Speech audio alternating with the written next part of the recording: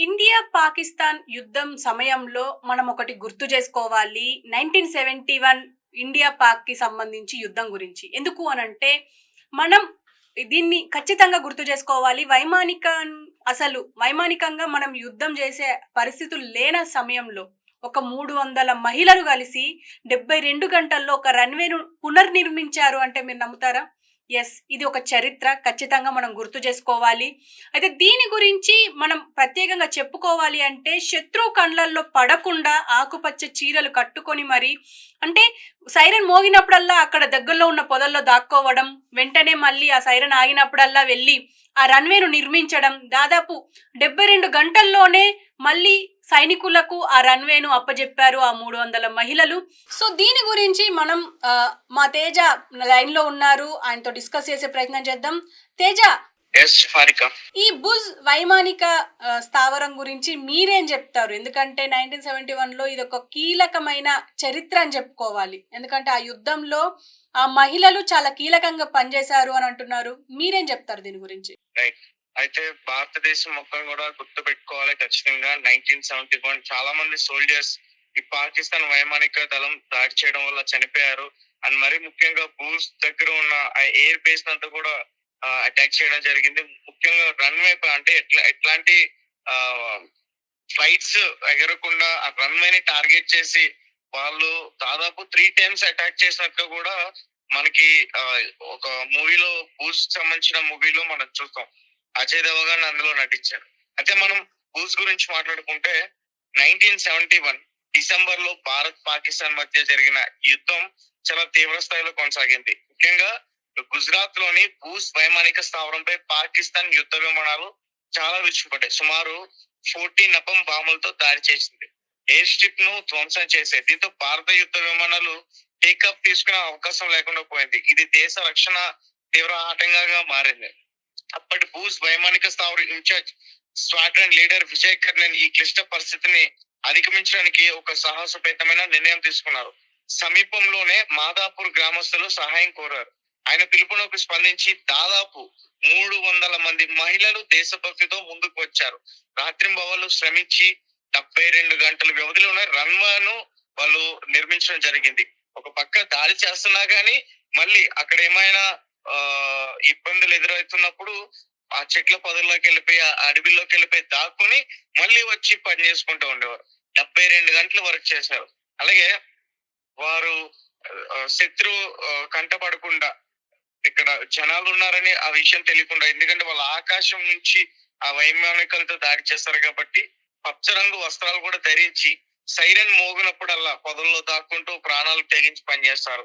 రాళ్లు మోయడం, సిమెంట్ కలపడం వంటి కఠినమైన పనులు తమ చేతులతోనే పూర్తి చేస్తారు. వారిలో ఒకరైన కనాబాయ్ షించి హిరాని ఆనాటి సంఘటనలను గుర్తు చేసుకుంటూ పాకిస్తానీ విమానాలు వచ్చినప్పుడు దాక్కునే వాళ్ళు పర్యావరణంలో కలిసిపోయేందుకు ఆకుపచ్చ వస్త్రం ధరించాలనే ఒక మీడియా సంస్థకి రీసెంట్ గా తెలపడం జరిగింది. ఈ సాహస మహిళలు కృషి ఫలితంగా భారత యుద్ధ విమానాలు తిరిగి గగనంలోకి దూసుకెళ్లి యుద్ధగాథని మార్చడంలో కీలక పాత్ర పోషించాయి. వారి ధైర్య సాహసాలు దేశభక్తి చరిత్రలో చిరస్థాయిగా నిలిచిపోయాయంటూ ఈ ఈ ఈ భూ స్టోరీ అంతా కూడా అజయ్ దేవగన్ నటించిన ఆ సినిమాలో కూడా మనం చూసాం. ఏంటంటే బూజ్ ని ఆక్రమించుకోవడానికి వాళ్ళ సైన్యంని తీసుకొచ్చి బూజ్ నంతా కూడా పాకిస్తాన్ ఆక్యుపైడ్ చేసుకోవడానికి చేస్తుంది. వేలాది మంది సైన్యంతో వస్తారు. అప్పుడు మన దగ్గర అంత సైన్యం, ఆ బూజ్ దగ్గర అంత సైన్యం ఉండదు. అప్పటికే వాళ్ళు దాడి చేశారు. మరి కొన్ని గంటలో అక్కడికి మన సైన్యాన్ని చేర్చాలి. సో దానికోసం ఆ రన్వేని పూర్తి చేయాలి. ఆ రన్వేని పూర్తి చేస్తే మన దగ్గర ఉన్న విమానంలో కొంతమంది కొన్ని సైనికులను తీసుకెళ్లి అక్కడ వాళ్ళని ఈ యుద్ధంలో ఎదుర్కొనే పరిస్థితి ఉంటుంది. అయితే అంతమంది సైనికులు లేకపోవడం, ఆ రన్వే సరిగ్గా లేకపోవడం చాలా క్లిష్టమైన పరిస్థితి ఏర్పడింది. ఆ టైంలోనే ఈ 300 మంది మహిళలు అక్కడ ఆ రన్వేని వేగంగా పూర్తి చేయడానికి ఆర్మీకి సహకరించారు.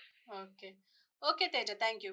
సో చూసారు కదా, అంటే విజయ్ కర్ణి అని చెప్పి అక్కడి హెడ్, ఆయన వల్లనే ఆ 300 మహిళల్ని కన్విన్స్ చేసి ఆ రన్వేని అంటే మళ్ళీ పునర్నిర్మించడానికి హెల్ప్ అయ్యింది అని చెప్పుకోవాలి. దాదాపు 72 గంటల్లోనే రన్వేని మళ్ళీ సైనికులకు అప్పచెప్పడం వెనక వాళ్ళ కృషి ఎంతో ఉంది అని చెప్పుకోవాలి. ఎందుకంటే ఏ మిషనరీ లేకుండా కేవలం చేతులతోనే సిమెంట్ కలపడం, రాళ్ళనెత్తడం, ఈవెన్ తవ్వడం అంత మహిళలే చేశారు. అంటే మగవాళ్ళు చేసే పని కూడా అప్పట్లో ఆడవాళ్లే చేశారు.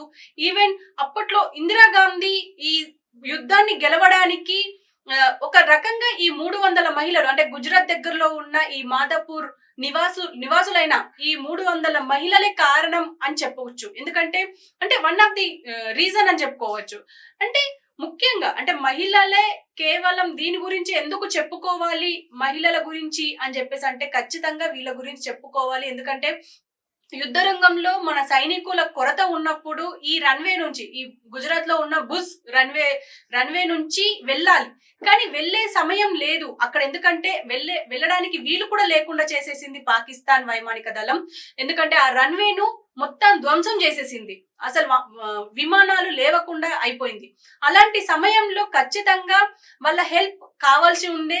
అసలు ఎవరు వచ్చినా అక్కడ దాడులు జరిగేవి, కానీ వీళ్ళు పచ్చ రంగు చీరలు కట్టుకొని మరి, అంటే ఎక్కడ ఎవరికి కంటపడకుండా, శత్రువుకి కంటపడకుండా ముఖ్యంగా అక్కడ మొత్తం వర్క్ కంప్లీట్ చేశారు. దాదాపు అంటే రాత్రింబవళ్ళు 72 గంటల్లో పనిచేసి వాళ్ళకి ఇవ్వడం వెనక వాళ్ళ ఘనత ఎంతో ఉంది. అండ్